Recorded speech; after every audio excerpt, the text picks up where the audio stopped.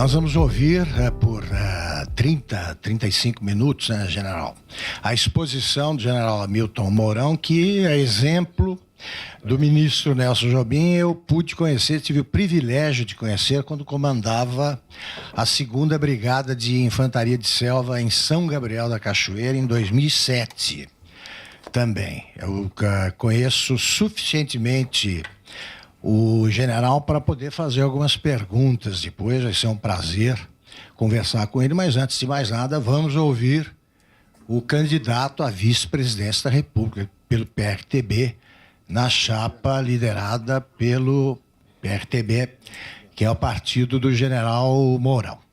Por favor, general, com a palavra.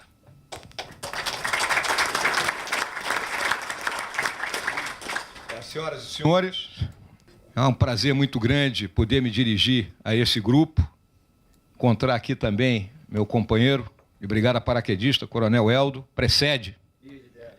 Isso é o cumprimento dos precursores paraquedistas, né?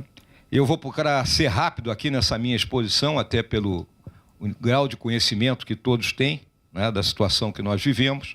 Eu vou fazer uma análise aqui da conjuntura, né? Vou tocar nos principais problemas que nós vemos no Brasil e a solução, não é, que o deputado Bolsonaro vem pensando para buscar resolver todos esses problemas. Não resta dúvida a importância do nosso país, né, o seu posicionamento geopolítico. E aí a primeira coisa que eu gostaria de apontar para todos é essa questão de fronteira. Nós temos praticamente 16 mil quilômetros de fronteiras com 9 países diferentes. E toda hora nós vemos aquele comentário: pô, a fronteira tem que ser guarnecida, a fronteira tem que ser bloqueada. Não é fácil, senhoras e senhores. E eu cito o exemplo aí do irmão do Norte, que ele faz fronteira apenas com 2 países. Um é o Canadá e o outro é o México. O Canadá não é problema, né? E o México, a fronteira dos Estados Unidos com o México é pouco maior da fronteira que eu guarnecia lá em São Gabriel da Cachoeira, e eles têm toda aquela dificuldade em controlar isso. E esse mundo está aí. Costuma-se dizer, e a gente olha, não existe nenhuma grande civilização ao sul do Equador. As grandes potências estão ao norte. Eu ainda espero que o Brasil seja a grande potência realmente, cumprindo seu destino manifesto, localizado ao sul do Equador.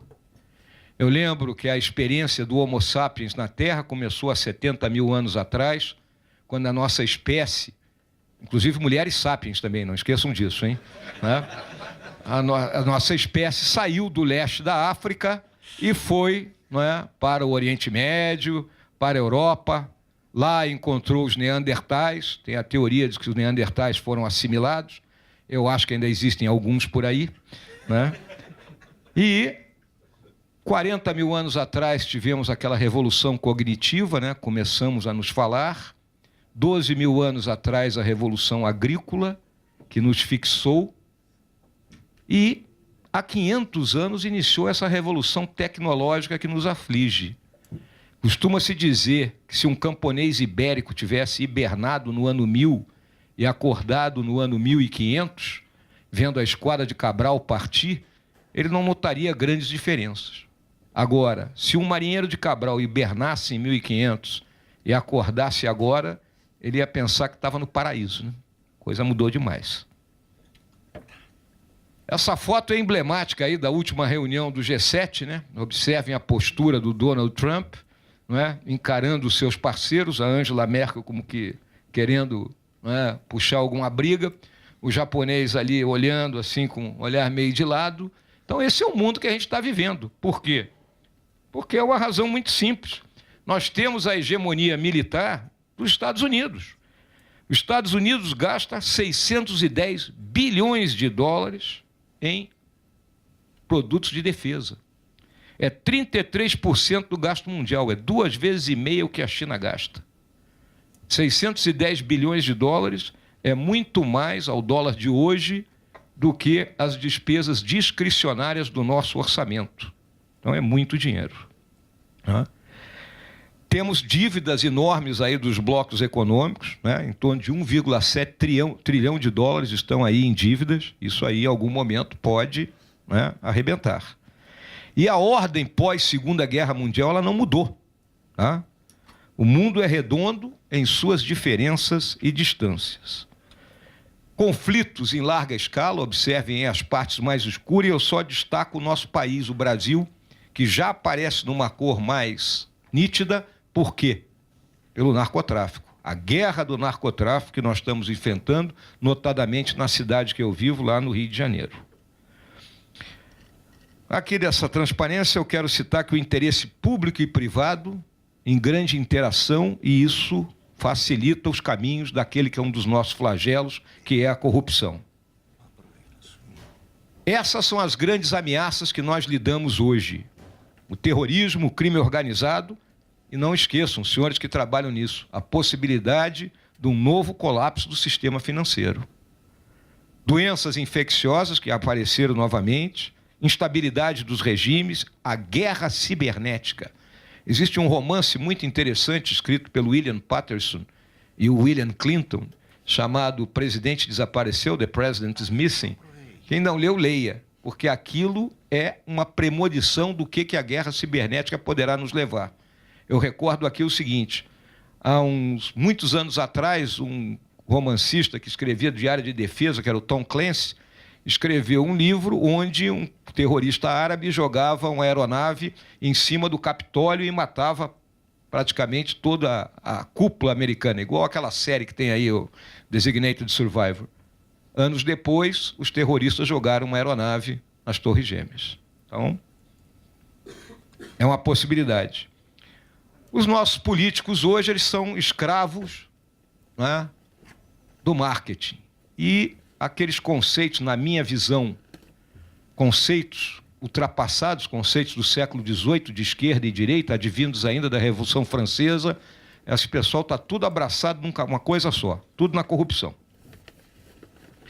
As guerras de hoje, aqui no drogas, a principal guerra que nós enfrentamos é o flagelo da nossa juventude. Nós somos o segundo mercado consumidor, é um mercado muito grande, e o grande problema aqui qual é? Que as quadrilhas, né, que exploram isso aí se degladiam a tiro de fuzil. Porque a droga se vende em tudo que é lugar do mundo. O cara está lá com a mochilinha dele, vende a droga dele, mas ninguém está se dando tiro uns nos outros. Essa é a diferença do que ocorre aqui. E uma coisa que eu chamo a atenção são as guerras climáticas.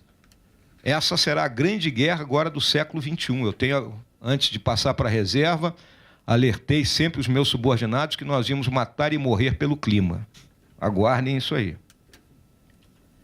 A nossa América do Sul é um condomínio de países periféricos, né? Então aí eles, pouca importância no cenário mundial, né? Ainda temos ideários obsoletos e tem gente ainda que culpa espanhóis e portugueses pelos problemas que nós enfrentamos. E aqui eu vou me parar um pouquinho no caso da Venezuela, que chama a atenção de todos. Eu tive a oportunidade de viver 2 anos na Venezuela como adido militar e assisti o início desse processo. Então muita gente fala aqui, não, o Brasil vai virar uma Venezuela. Volta e meia nós ouvimos isso. Não, nós não vamos virar uma Venezuela por uma razão muito simples. As nossas Forças Armadas não estão cooptadas para nenhum projeto de poder nem de caráter ideológico. É a diferença da Venezuela. As Forças Armadas venezuelanas foram cooptadas, não é? O Hugo Chávez, quando assumiu, ele vinha com um trabalho feito por um argentino chamado Norberto Ceresoli, que escreveu uma doutrina para ele com uma trilogia, era Exército, Caudilho e Povo. Ou seja, o Exército como garantidor da força, ele, o grande caudilho, gerenciando tudo, e o povo sendo abastecido pelo dinheiro do petróleo, as chamadas missões, né? Se compararem com o que nós vivemos aí algum tempo atrás, apenas um ponto dessa equação ficou de fora, que era o Exército. Falta de líderes, né? E dependemos muito das exportações de itens primários de pequeno valor agregado, né? São questões terríveis aí dos impostos que nos assolam. Eu estava lendo que se fez a hidrelétrica de Tucuruí, né? Para que no Maranhão, no Pará, temos a extração da bauxita e no Maranhão se fizesse o alumínio. O governo do Maranhão aumentou o ICMS boçalmente, as indústrias de alumínio foram embora, a bauxita agora é enviada em estado puro para fora e nós compramos o alumínio de volta. Esse é o custo Brasil. Regimes políticos frágeis, eu quero contar aqui os conflitos que existem ainda na América do Sul. Então, lembrem que a Venezuela e a Guiana têm um contencioso pela região do Essequibo. Então, aquela região oeste da Guiana, e o caminho natural de invasão da Venezuela para a Guiana passa por dentro do estado de Roraima, onde é a terra indígena Raposa Serra do Sol. Esse é o caminho natural. Existe o contencioso da Venezuela com a Colômbia, lá junto ao lago de Maracaibo, na Península Guajira. O Peru e o Equador foram à guerra há pouco mais de 20 anos. Né? O Chile, Peru e Bolívia travaram uma guerra no século XIX e a Bolívia perdeu sua saída para o mar. Então ainda é um contencioso sério. Né? A Argentina e o Uruguai andaram se estranhando aí pelo caso das indústrias de celulose no Rio Uruguai. O Paraguai tem aquela tradicional, né, situação dele, que muita gente tirou terra dele em guerras passadas. Né? E essa turma toda fala espanhol. A gente não pode esquecer jamais disso aí. A diplomacia paralela, que todos conhecem aí, do Foro de São Paulo, está aí a última reunião, acho que reconhece uma criatura aí no centro, né? Condições favoráveis à atuação da criminalidade, e aqui eu quero destacar o quê? Nós temos 3 vizinhos que são os maiores produtores de droga. Então, eu falei que nós somos o segundo mercado consumidor, Colômbia, Peru e Bolívia. Vamos lembrar que a Bolívia, sob o Evo Morales, quadruplicou a produção de folha de coca. Óbvio que não é para o campesino lá, o montanhês, ficar mascando e poder suportar o trabalho na altitude. Não, está entrando aqui dentro do nosso país e afetando terrivelmente a nossa questão de segurança. O nosso Brasil, ele tem um porte estratégico significativo e dificuldade de transformar recursos em poder. A gente ainda tem aquele complexo de vira-lata que o Nelson Rodrigues tão bem falou. A crise política, os senhores sabem muito bem, o sistema político partidário que nós temos, ele está esgotado. Esse nosso sistema representativo, ele terá que passar por uma reforma que eu vou tocar mais à frente. A crise psicossocial é uma crise de valores que atingiu a nossa sociedade. Né? A questão da lei de Gerson, parece que foi a única lei que vingou aqui no nosso país. Todo mundo quer se dar bem, todo mundo quer levar vantagem, e nós temos que educar novamente. Né? Nós perdemos a mão na educação, educar a nossa população para superar essa crise de valores. Né? A crise econômica, né, eu chamo do nosso Harvey. Né? Ela começa na Constituição de 88. Nós temos uma Constituição com um número enorme de artigos e que bate muito além daquilo que seria uma Constituição. A Constituição ela tem que ser baseada em princípios. Né? E a nossa ultrapassou isso aí, transformou quase tudo em matéria constitucional, daí o acúmulo de trabalho no STF, onde o nosso ministro Nelson Jobim esteve lá. A hiperinflação, né? Talvez aqui os mais novos não se recordem dela, mas eu lembro no último mês do governo Sarney, a inflação era 88% ao mês. Né? Então, foram tempos bem difíceis. Vivemos o Plano Real, né, que nos devolveu uma moeda, né, uma geração aí viveu sem saber o que era moeda, e durante 16 anos foi promovido um ajuste fiscal, que é o fundamento de qualquer coisa. Eu, quando converso com outras plateias, né, eu costumo comparar o país com a casa da gente. Quem gasta mais do que ganha, vai para o cheque especial. Depois ele estoura o cartão de crédito e no final vai para o agiota. Então, essa é a situação que a gente fica vivendo. As privatizações, o Estado ele tem que se preocupar com a defesa, com a segurança, não é? Com relações exteriores, e tem que ser indutor, não é? Do crescimento, mas não executor específico desse crescimento. Se buscou, então, esse equilíbrio das contas com aquela matriz econômica que os senhores bem conhecem, senhoras também, meta de inflação, câmbio flutuante e taxa de juros. Aí veio o vendaval. Segundo o governo Lula e a nossa Dilma. Qual era a palavra de ordem da Dilma? Gasto é vida. Não sei de onde é que ela tirou isso, né? E aí criaram uma nova matriz. Endividamento, tanto da pessoa física como jurídica, valorizou o câmbio, a questão das desonerações, reduziu os juros na marra, subsídios, tanto os explícitos, não é, como na questão das desonerações, como os implícitos naqueles empréstimos subsidiados do Banco Nacional de Desenvolvimento Econômico. Né? Captava 13 e emprestava meia dúzia. Quem é que estava pagando essa diferença? As senhoras e os senhores sabem. A contabilidade criativa do Arno Agostinho, gerando o atraso nos pagamentos e que depois levou ao próprio impeachment da presidência, e o uso dos bancos estatais. Aliás, outro dia eu li um assunto que a melhor maneira de quebrar um banco é possuir ele, né? O cara que é dono do banco, viu, pode quebrar o banco. E o que a gente viu naqueles bancos estatais que nós tínhamos aqui nos diferentes estados do Brasil, né? Todos eles quebraram, porque os governadores os utilizavam como recurso próprio. Déficit fiscal, aumento da dívida pública, as pedaladas, aí está aí o resultado primário. É a situação que nós estamos vivendo, de 2014 para cá. Então, nós estamos aí no 5º ano de déficit. Então, é uma situação difícil para qualquer governo que assumir a partir de 1º de janeiro de 2019. Ele tem que encarar isso aí de frente.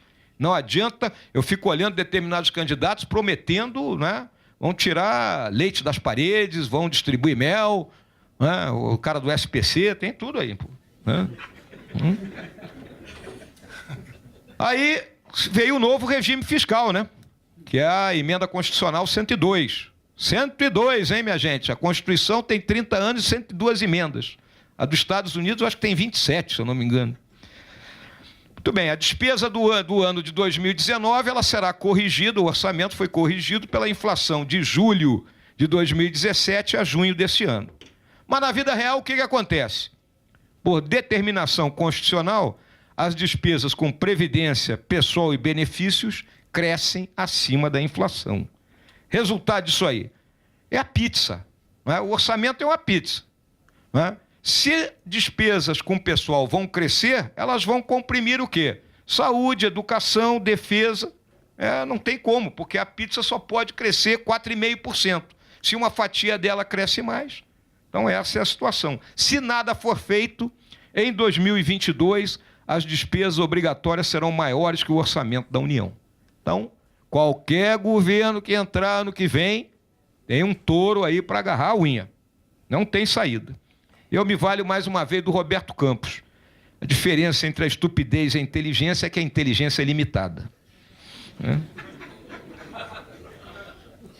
Temos os nossos nichos de pobreza, os excluídos, e aqui eu chamo a atenção para essa questão dos excluídos.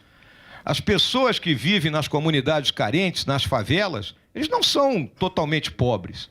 Quem entrar lá dentro vai ver que a casa tem televisão de tela plana, tem ar-condicionado, né, tem geladeira, o pessoal tem piscina de plástico para botar na laje, mas o Estado não chega lá. O Estado não provê segurança, o Estado não provê saúde, o Estado não provê educação, o Estado não provê luz, né? O Estado não tem rede de esgoto lá.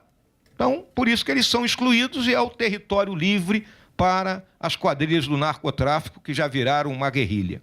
A nossa infraestrutura logística, as senhoras e senhores têm consciência, vimos aí nessa greve dos caminhoneiros essa grave deficiência que nós temos, né?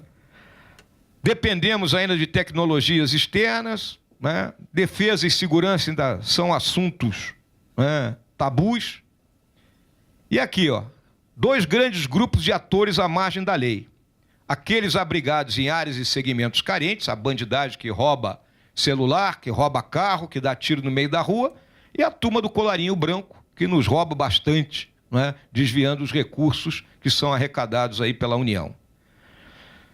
O Estado, politicamente partidarizado, aparelhado, não vou nem falar dos índices de corrupção, mas o aparelhamento do Estado é uma realidade. Então, qualquer governo que assumir terá que desmantelar o aparelhamento que foi feito no Estado brasileiro. O aparato de segurança pública, a polícia vive o pior dos mundos. Por quê?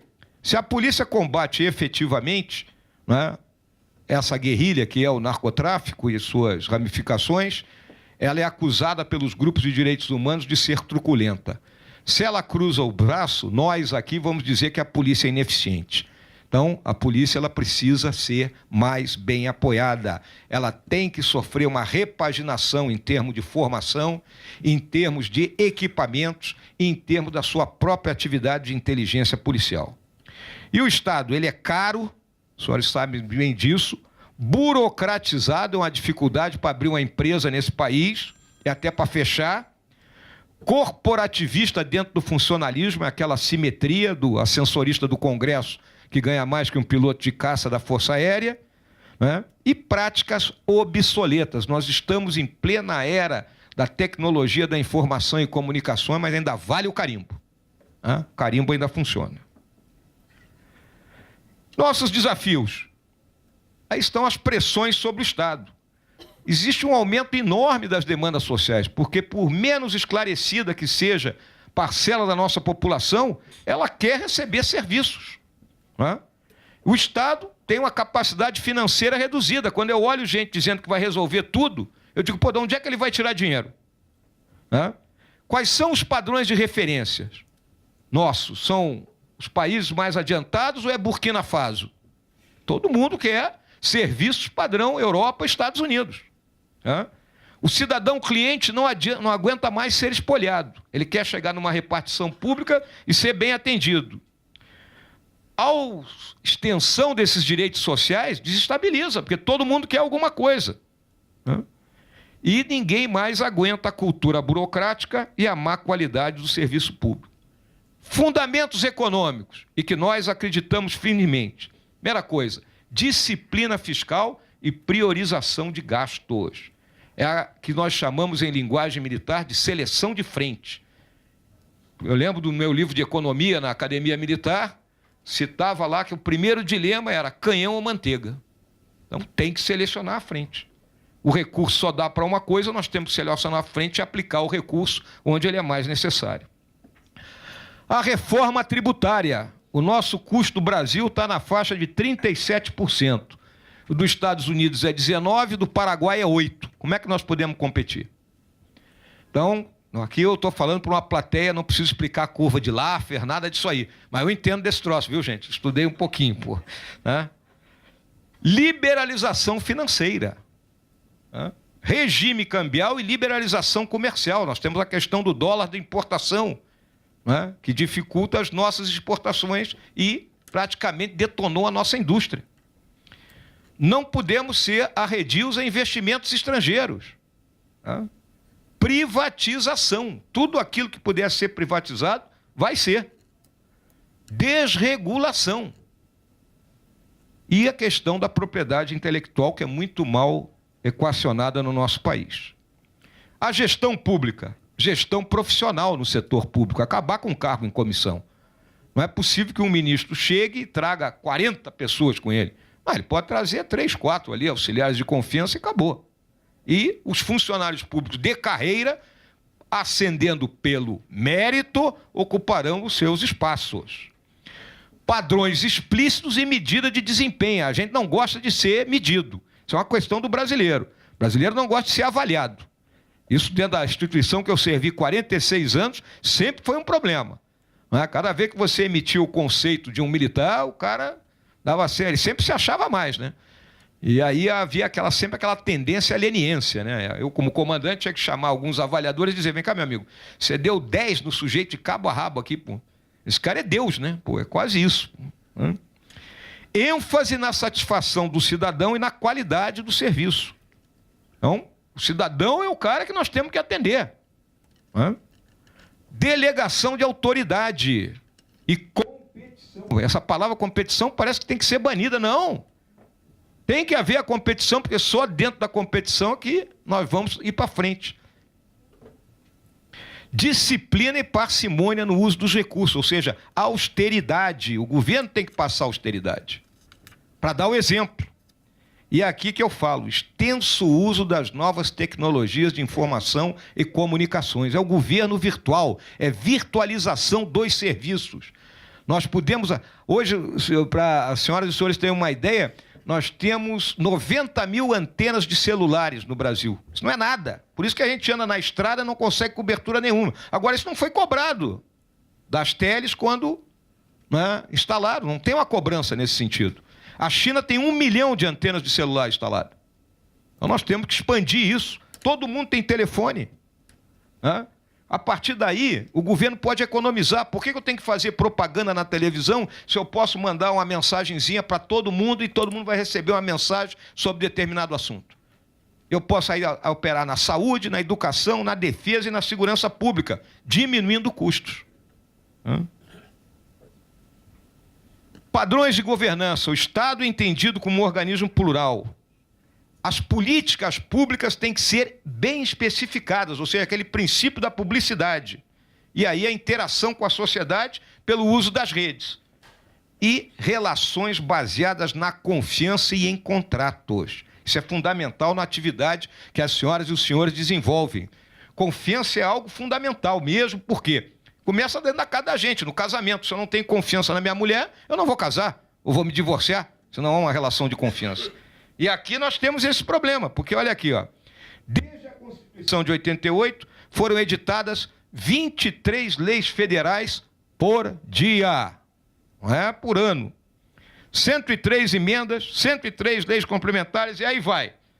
Esse catatal todo dá mais de 5 milhões de páginas, que é o paraíso dos advogados, né? Eles gostam.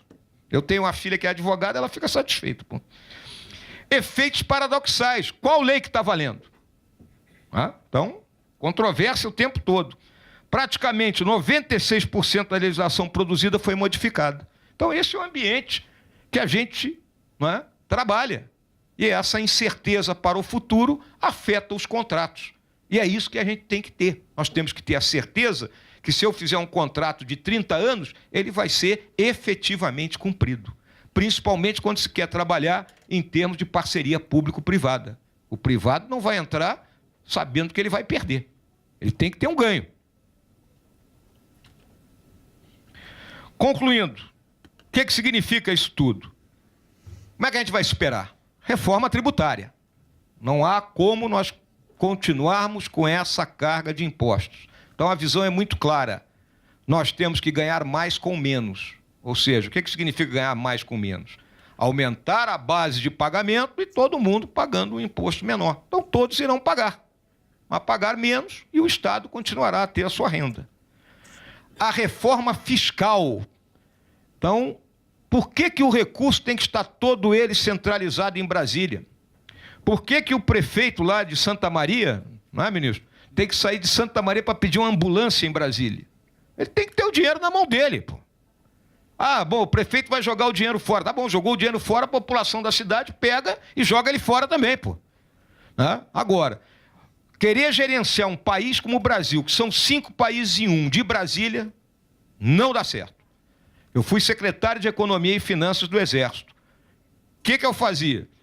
Bateu o recurso orçamentário distribuído para todo mundo. Só ficava com aquela pequena reserva para atender as eventualidades, aquelas catástrofes que de vez em quando ocorrem. E licitações prontas e vamos para frente. E isso está ligado a esse novo pacto federativo. A nossa federação não funciona.